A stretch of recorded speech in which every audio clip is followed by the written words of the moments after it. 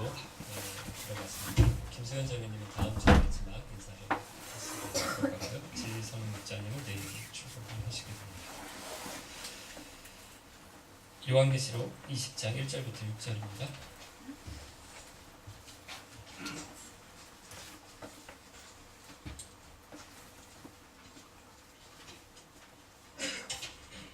요한계시록 20장 1절부터 6절까지 말씀 저와 여러분이 한 절씩 보겠습니다. 나는 또 한 천사가 하늘에서 내려오는 것을 보았습니다. 그 천사는 끝없는 구덩이의 열쇠를 갖고 있었고 손에는 큰 쇠사슬을 쥐고 있었습니다.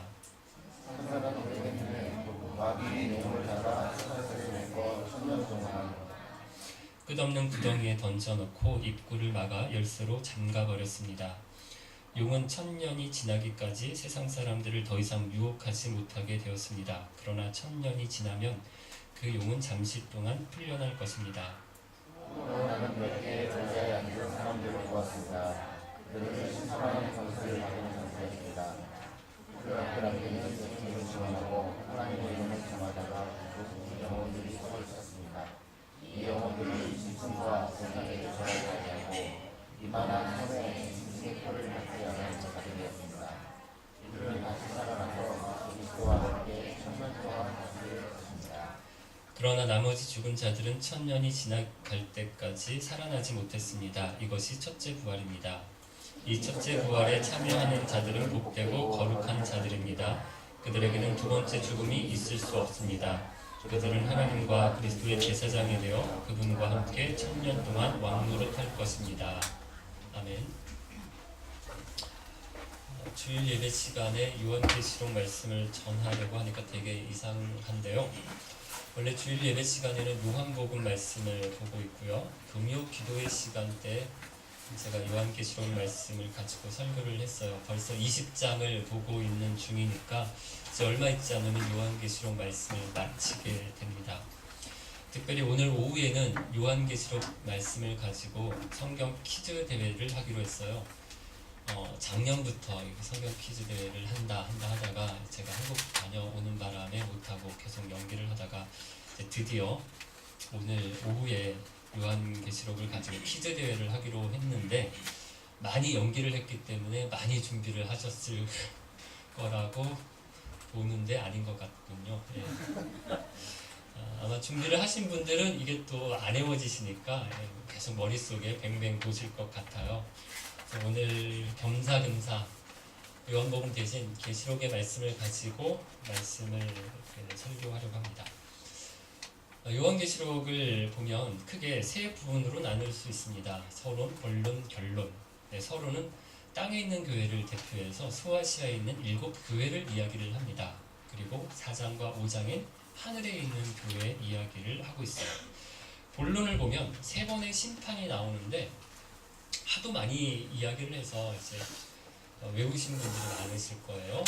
첫 번째 심판이 두루마리의 봉인이 떼어지는 심판 7번에 걸쳐서, 두 번째 심판이 나팔이 불려지는 경고의 심판이죠. 7번의 나팔이 불려지는 심판. 세 번째 심판이 7번 대접이 쏟아지는 심판이 있었다라고 했고요. 세 번의 삽입된 부분이 있다라고 그 중간중간에 끼워져 있다라고 말씀을 드렸죠. 결론에서는 세후 심판과 회복이 나오는데 바빌론과 두 짐승 그리고 용이 최후 심판을 받는 것, 그리고 맨 마지막에는 하나님의 나라가 재창조되고 회복되는 것으로 요한계시록이 마친다라고 말씀을 드렸어요. 오늘 보면 20장은 요한계시록의 결론 중에서 최후 심판에 대한 부분들이 나오는데 벌써 두 번의 심판은 이미 있었습니다. 첫 번째가 18장에서 바빌론이 심판을 받았고요. 그리고 19장에서는 두 짐승이 심판을 받았어요. 바빌론이 뭘 상징한다라고 말씀을 드렸죠? 퀴즈 문제도 있습니다. 바빌론이 상징하는 건 뭐죠? 세상 나라들입니다. 세상의 가치관들, 시대 정신들, 우리를 지배하고 우리를 사로잡는 것들이 바빌론이다라고 말씀을 드렸어요. 우리를 꿰고 속이는, 그래서 유혹하는 창녀로 요한계시록이 이 바빌론을 또 다른 이름으로 부르고 있죠. 19장에서는 두 짐승이 심판을 받는데 두 짐승, 바다에서 올라온 짐승과 땅에서 올라온 짐승 각각 뭘 상징합니까? 바다에서 올라온 첫 번째 짐승은 적 그리스도. 적 그리스도 하면 너무 막연하죠. 그리스도를 반대하고 대적하는 모든 것들, 모든 사람들, 모든 세력들, 모든 문화들을 적 그리스도라고 보시면 됩니다. 그리고 두 번째 짐승, 땅에서 올라온 짐승은 뭘 상징합니까? 거짓 예언자들.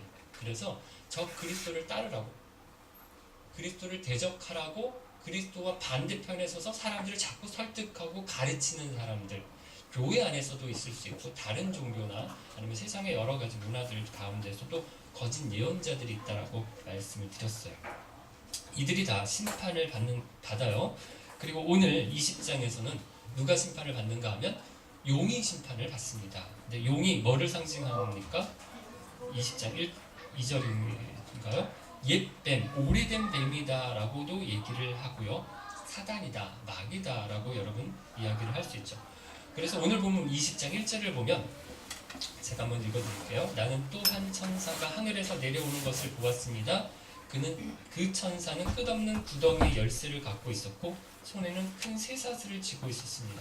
사도 요한이 한 천사가 하늘에서 내려오는 것을 보는데 손에 뭘 들고 있습니까?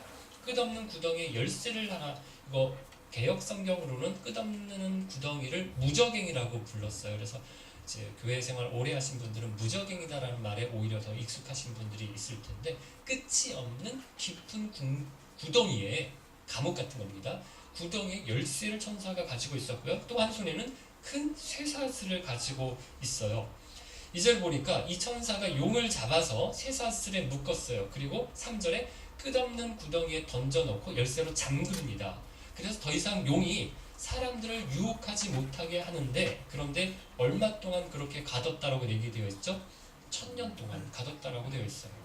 그래서 제가 지난번 금요 기도회 시간에는 여기 나오는 1000년을 어떻게 보아야 하느냐, 이래서 제가 전천년설, 무천년설, 후천년설 이런 얘기를 드린 적이 있어요. 후천년설은 거의 지지하는 입장이 없으니까 전천년설과 무천년설만 여러분들이 기억하시면 됩니다. 그렇게 말씀을 드렸는데, 처음 주일 예배만 참석하시면서 처음 들으시는 분들은 굉장히 생소하실 텐데, 전천년설과 무천년설이 있는데, 여러분 전천년설은 뭐냐 하면 주어가 중요합니다. 전천년설은 예수님의 재림이 천년의 왕국 앞에 있다라고 하는 것이 전천년설이에요. 그래서 전천년설의 입장으로 오늘 20장 1절부터 3절까지의 말씀을 해석을 하면 이렇게 되는데, 요한이 하늘에서 내려오는 것을 봤다라고 하는 천사가 누가 되냐면 예수님이 됩니다. 예수님이 내려오셔서 누구를 가둬요? 사단을, 용을 무저갱에 가두고 그 깊은 구덩이에 가두고 쇠살로 채워서 열쇠로 잠궜다. 그리고 시작하는 게 뭐다? 예수님의 재림이 있은 다음에 천년의 왕국이 시작된다라고 하는 거 보는 것이 전천년설의 입장입니다. 근데 저는 어떤 입장이라고 말씀을 드렸죠? 이렇게 보지 않고 무천년설로 이 부분을 보는 것이 맞다라고 말씀을 드렸어요. 특별히 천년 왕국이라고 하는 것이 어떤 특정한 기간을 말하는 것이 아니라, 예수님의 재림이 있은 다음에 천년 왕국이 오는 게 아니라 지금이 천년 왕국이다. 그래서 예수님의 초림, 2000년 전에 예수님이 처음 오셨을 때, 베들레헴에 오셨을 때, 그때 이미 천년 왕국이 시작한 거고, 사단은 무저갱에 갇힌 거고, 쇠사슬에 채인 거고, 그때부터 예수님이 오실 때, 다시 오실 때, 재림하실 때까지의 기간이 뭐다? 천년 왕국이다. 딱 1000년이 아니라, 1000년이라고 말하는 이유는 10 곱하기 10 곱하기 10, 너무 어려워지나요? 완전하고 완전한 수. 그래서 하나님이 생각하실 때 완전한 기간을 말하는 것이다 라고 보는 것이 맞다라고 말씀을 드렸어요. 그래서 1장 3절부터 1절부터 3절까지 이렇게 해석을 하는데, 하늘에서 내려온 천사가 예수님 아니라 그냥 천사예요. 이 천사를 요한계시록 12장이었나요? 미가엘이다라고 말을 합니다. 이 미가엘이 사단을 끝없는 구덩이에 가둡니다. 이때가 언제냐 하면 2000년 전 예수님이 이 땅에 처음 오셨을 때 십자가에서 사단을 가뒀다라고 우리가 보고, 지금이 천년 왕국이다라고 보는데, 그러면 여러분 천년 왕국 동안에 무슨 일이 일어나는가 하는 것이 4절부터 나옵니다. 4절인데 같이 한번 읽어볼까요? 굉장히 깁니다. 또 나는 몇 개의 보좌에 앉은 사람들을 보았습니다. 그들은 심판하는 권세를 받은 자들이었습니다. 그들 앞에는 예수님을 증언하고 하나님의 말씀을 전하다가 죽은 영혼들이 서 있었습니다. 이 영혼들은 짐승과 우상에게 절하지 아니하고 이마나 손에 짐승의 표를 받지 않은 자들이었습니다. 이들은 다시 살아나서 그리스도와 함께 1000년 동안 다스릴 것입니다. 지난 금요 기도회를 마치고 집에 가는데 차에서 제가 집에 가고 있는데 민중이가 제 아이가 저에게 물었어요.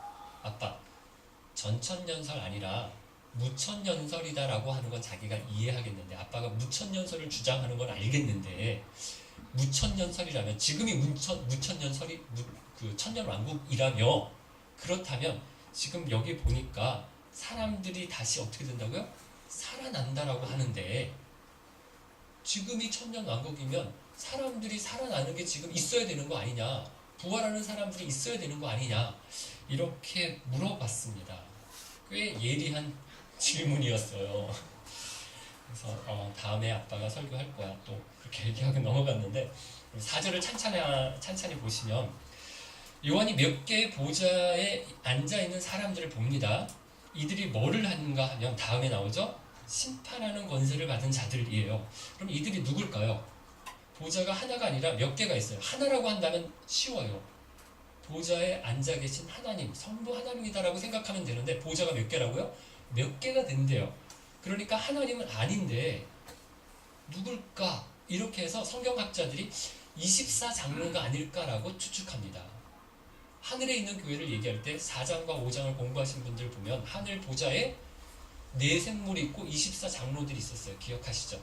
그때 하늘 보좌에 여러 보좌가 있고 24장로가 거기 있었으니까 그 24장로를 이야기하는 것이 아닌가, 이렇게 성경학자들이 봐요. 24장로는 누군가 하면 구약의 12지파와 신약의 12사도, 그래서 구약의 교회와 신약의 교회를 상징하는 것이 24장로입니다. 그러니까 교회를 대표해서 하늘 교회의 보좌에 앉아있는 24장로가 있었다, 이렇게 볼 수 있어요. 그리고 이들 앞에 누가 있는가 하면 두 부류의 사람들이 있었다라고 요한이 설명을 하는데, 먼저 누굽니까? 예수님을 증언하고 하나님의 말씀을 전하다가 죽은 영혼들이 서 있었다라고 하고요. 그 다음에 보니까 이 영혼들은 짐승과 우상에게 절하지 아니하고 이마나 손에 짐승의 표를 받지 않은 자들이었습니다, 이렇게 되어 있어요.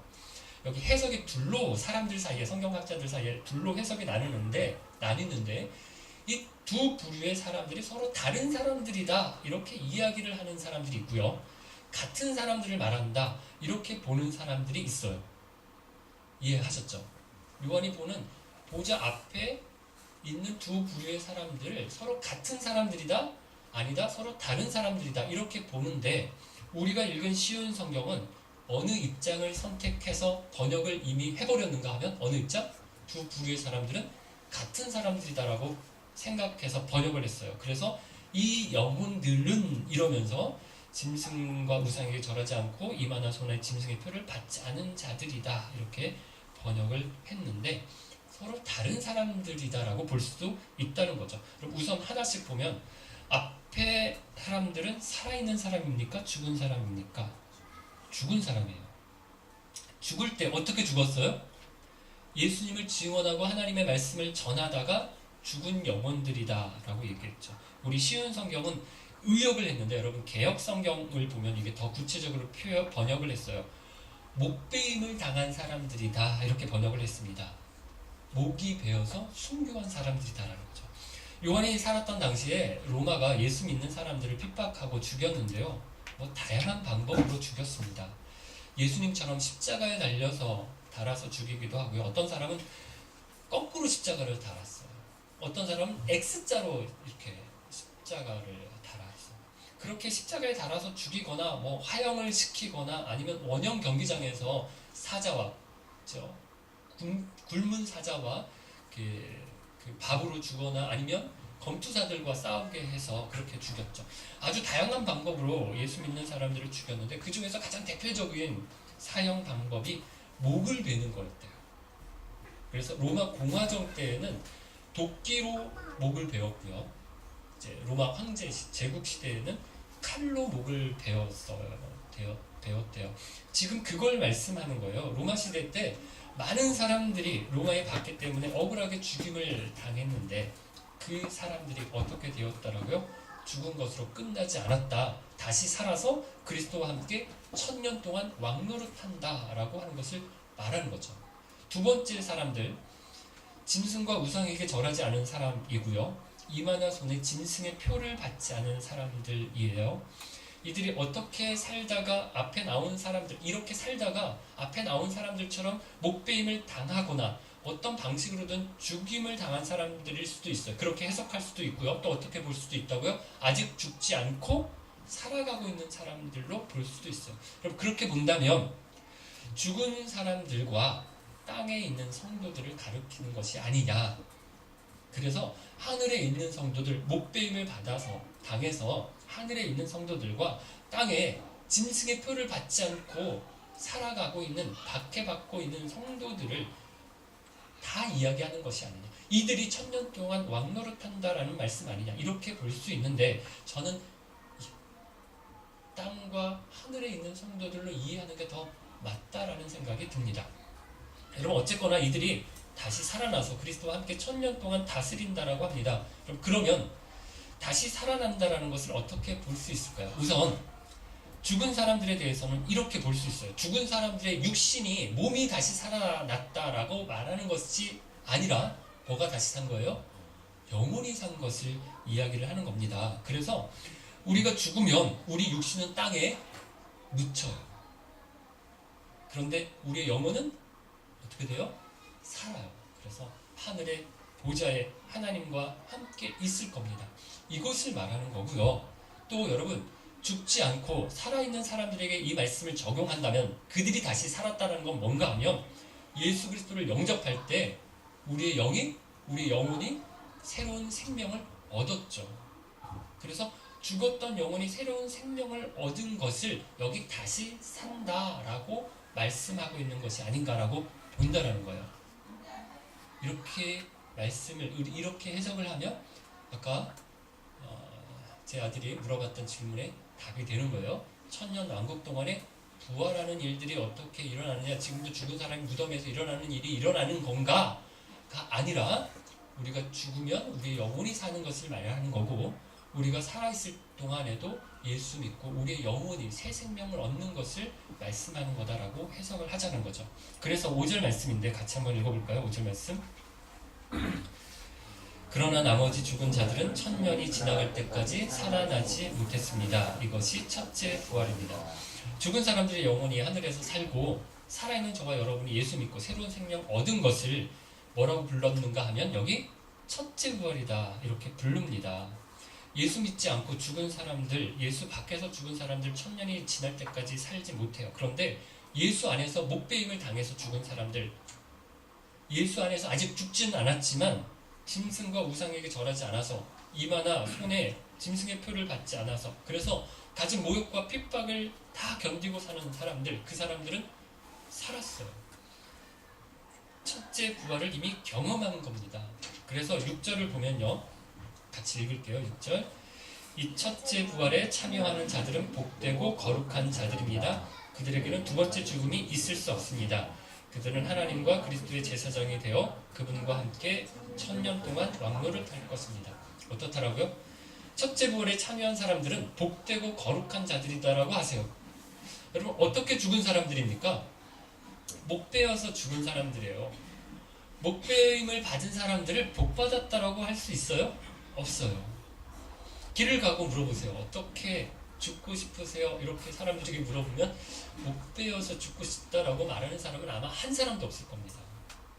끔찍하게 죽는 거예요. 그런데 어떻다라고 이 사람들을 성경은 복받았다라고 이야기를 한다요. 그렇죠. 또 여러분 세상 살 때도 짐승과 우상에게 절하지 않았어요. 가진 고생 다 해요. 짐승의 표 뭐라고 했죠? 이거 요한계시록에서 666 666이 바코드다, 베리칩이다, 이렇게 이야기하는 사람들이 있는데 아니다라고 말씀을 드렸어요. 뭐라고 했죠? 666은 네로 황제의 암호다. 그래서 이 당시 사람들은 666 하면 로마의 황제를 알았을 거다. 그래서 로마 제국에 충성해라. 시저가 주님이다라고 고백해라. 이렇게 강요하는 로마에 맞섰어요. 666을 받지 않았다고요. 로마 황제에게 굴복하지 않았더라고요. 그래서 로마에 살면서 이 표를 못 받아서 로마 황제를 숭배하지 않아서 제대로 물건을 사고 팔 수도 없고요. 재산을 빼앗기고요. 어떤 사람은 감옥에 갇히고요. 어떤 사람은 큰 재산을 다 빼앗기는 불이익을 당하고 어떤 사람은 죽임을 당했다고요. 목배임을 받았더라고요. 로마에 거슬러서 산다고 세상에서 세상 사람들이 볼 때 너무너무 힘든 박해받는 찌질한 삶을 살았다는 거예요. 그런데 그게 뭐라고요? 복이다라는 거예요. 사랑하는 여러분, 지난 금요일이 구정이었어요. 새해 복 많이 받으라라고 하는 말 우리가 또 많이 하고 들었습니다. 근데 여러분, 새해 인사로 나누는 복에 목이 베어 죽는 거, 세상에서 핍박받고 박해받고 못 살고 가난하고 재산 뺏기고 이런 거 해당됐으면 좋겠어요? 아니죠. 새해 복 많이 받으세요. 새해 목 베어 죽으세요. 새해 세상에서 가난하게 되세요. 갇히세요. 이런 걸로 우리가 듣고 싶지 않고 얘기하지도 않습니다. 그런데 성경은 뭐라고 얘기합니까? 이게 복이라고 합니다. 이렇게 살고 이렇게 죽어야 복이라는 거예요. 왜 복일까요? 두 가지를 말씀하는데 첫 번째, 두 번째 죽음이 없어서 복이라고 얘기합니다. 여기 두 번째 죽음이 뭘 말할까요? 두 번째 죽음이라고 얘기하니까 첫 번째 죽음이 있겠죠. 첫 번째 죽음은 뭘까요? 그냥 죽는 거예요. 여러분 생각하시는 그거 맞아. 우리 육신이 죽는 거예요. 여러분 이건 누구도 피할 수가 없어요. 모든 사람들이 다 첫 번째 죽음은 죽을 거예요. 시간이 문제지 다 죽습니다. 그런데 두 번째 죽음은 어떻다라고요? 피할 수 있다고요. 이게 진짜 죽음입니다. 영혼이 죽는 거고 영원히 죽는 거예요. 지옥의 형벌에 들어가는 거예요. 여러분 이걸 피하는 것이 뭐라고요? 복이라는 거예요. 맞죠? 두 번째 죽음을 피하는 게 복입니다. 그리고 두 번째, 이게 또 왜 복인가 하면 이 사람들이 뭐 해요? 6절의 뒷부분에 보니까 하나님과 그리스도의 제사장이 되어 그분과 함께 1000년 동안 왕노릇할 것이다 이렇게 말씀합니다. 제사장이 되고 왕이 된다라는 거예요. 두 번째 죽음을 간신히 피해서 겨우 살아남는 것 아니라 그것만 아니라 저와 여러분이 제사장이 되고 그리고 왕의 역할을 한다는 것입니다. 여러분 복 받고 싶으세요? 여기서 말하는 복을 요한이 말하는 복을 받고 싶으세요? 뭐 두 번째 죽음이 없다, 왕노릇한다 이래도 당장은 어떻습니까? 여기서 잘 먹고 잘 살고 싶고 여기서 더 오래 살고 싶고 이게 진짜 복 같아요. 주위에 어떤 사람 돈 벌어서 집 샀다, 차 샀다 뭐 이러면 그 사람이 복 받은 것 같고 어떤 사람 회사에서 승진했다 그리고 아이들도 흙 안 썩이고 공부 다 잘해서 좋은 대학 갔다 그러면 그 집은 무슨 복을 그렇게 많이 받냐 우리가 그렇게 생각합니다. 우리가 잘 생각 안 해요. 구원받은 거, 두 번째 죽음 없는 거, 제사장 되고 왕노릇하는 거 이거 별로 중요하게 생각 안 해요. 무슨 두 번째 죽음보다 당장 건강했으면 좋겠고 왕노릇하는 것보다 왕노릇은 뭐 나중에 차차 했으면 좋겠고 지금 당장은 다니는 회사에서 좀 높은 자리에 올라갔으면 좋겠고 부장되고 임원 되는 거 간절히 원합니다. 솔직히 말해서 우리가 이래요. 그런데 여러분 이게 바빌론입니다.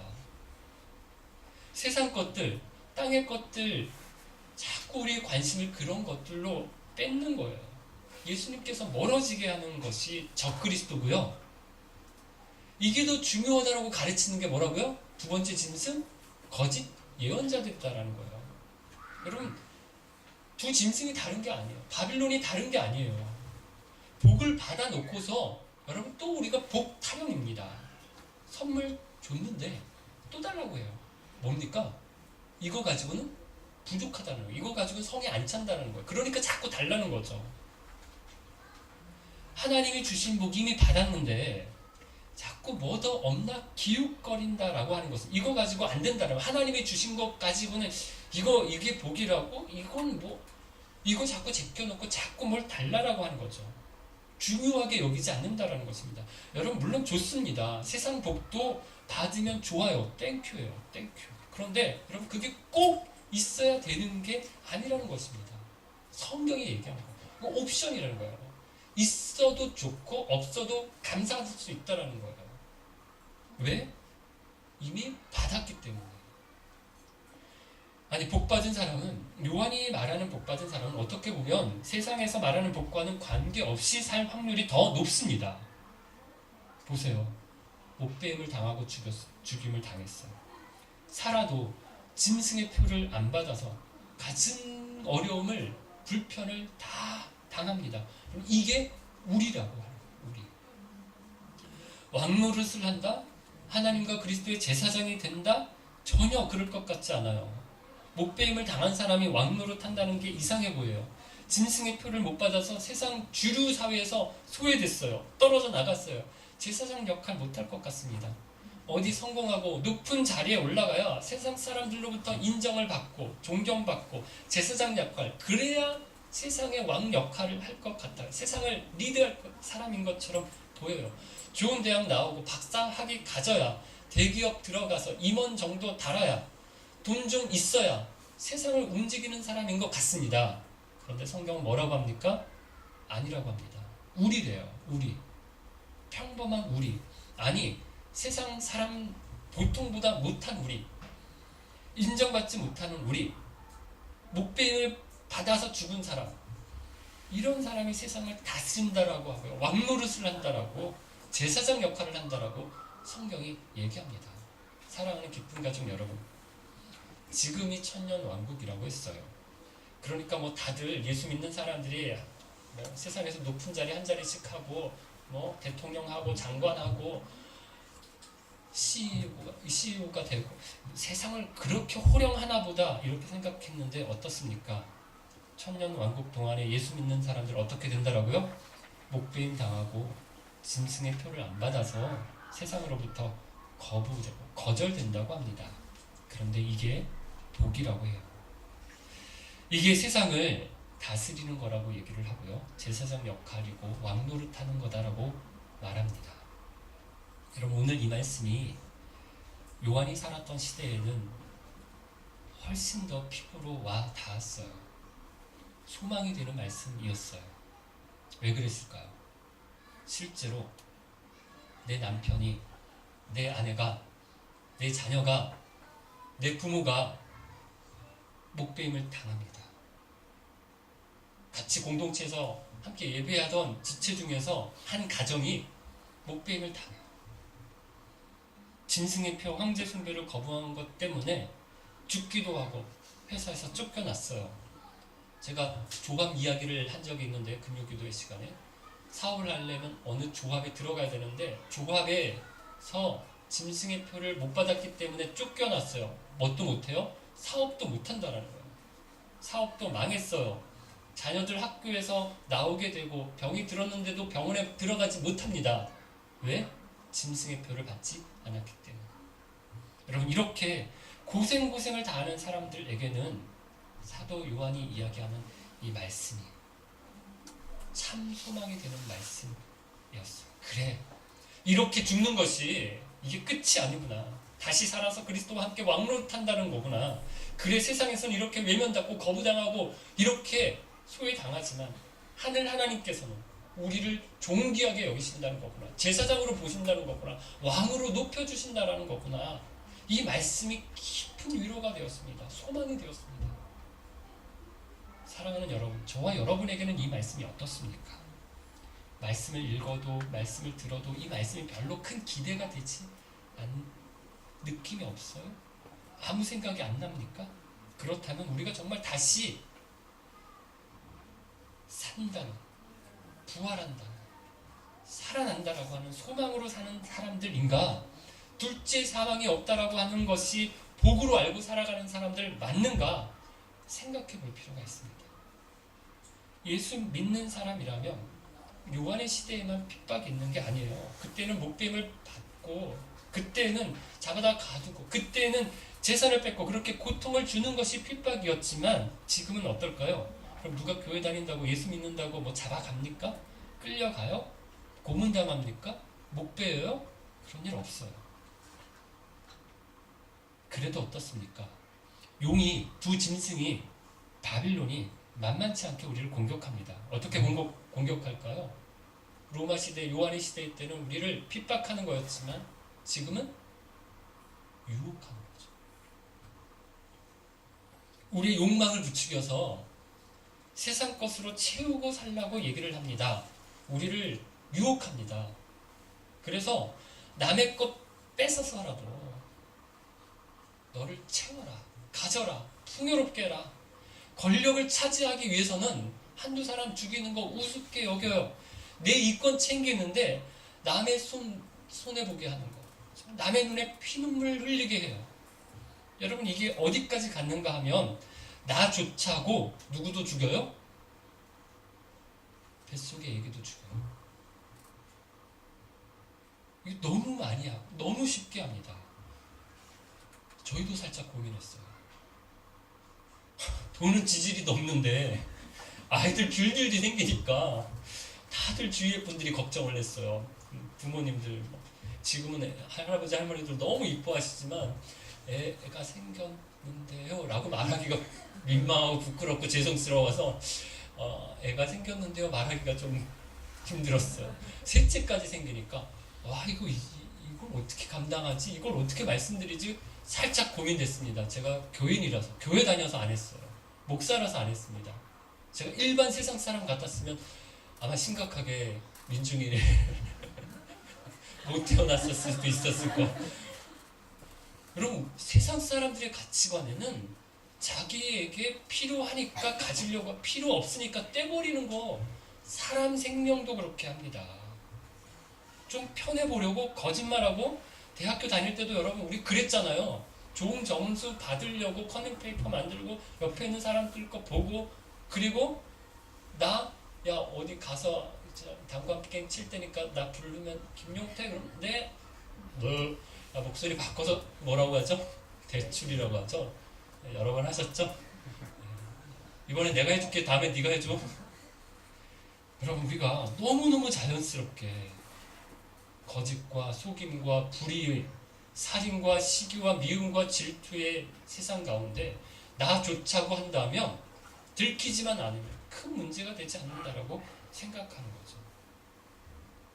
너무 자연스럽게 그런 세상에, 그런 가치에 휩쓸려서 살아가는 겁니다. 그럼 거기에 적응하시면 안 돼요. 다른 나라 사람들입니다. 우리는 다른 법을 따라서 사는 사람들입니다. 우리는. 이게 너무 자연스럽잖아요. 여러분, 그 안에서 살기 때문에 그러신 거예요. 그 편에 서 있기 때문에 느낌이 없는 거예요. 내가 과연 무늬만 이 편에 있는 거, 와 있는 건 아닌가.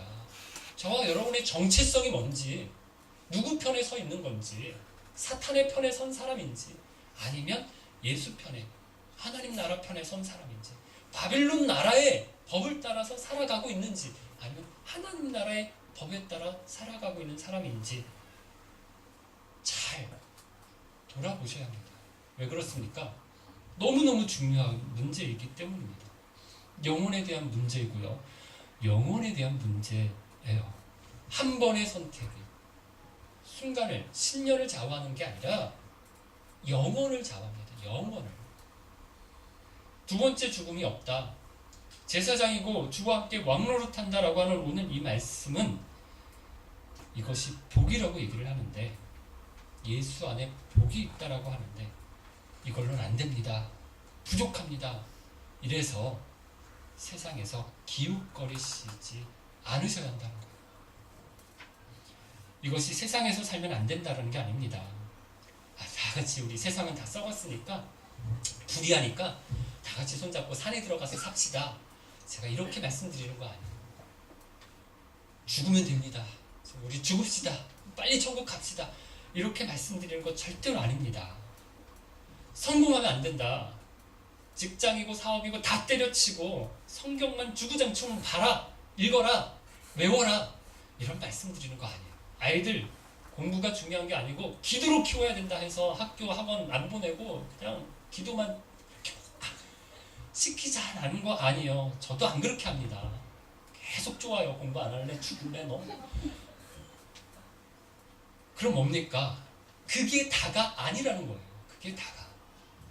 거기 빠져서 세상 사람들처럼 세상에 목매고 살지 말라는 겁니다. 더 중요한 것을 아는 사람처럼, 더 중요한 복을 이미 받은 사람처럼 살라는 거예요. 똑같은 방식 말고 다른 방식으로 세상을 살자는 거예요. 핍박과 유혹이 아무리 심해도 사단은 이미 쇠사슬에 매였습니다. 묶였어요. 끝없는 구덩이에 이미 갇혔습니다. 지가 아무리 설쳐도 예수님이 승리하신 것처럼 우리도 이길 거고요. 우린 이미 복을 받았어요. 두 번째 죽음이 없고 주와 함께 왕노릇하게 될 것입니다. 어떤 고난과 핍박 그리고 어떤 유혹이 있더라도 주님이 주신 복에 이미 우리에게 저와 여러분에게 주신 복에 감사함으로 사탄을 날마다 넉넉히 이기고 승리하시는 저와 여러분 되시기를 바랍니다. 말씀 생각하면서 함께 찬양 드리겠습니다.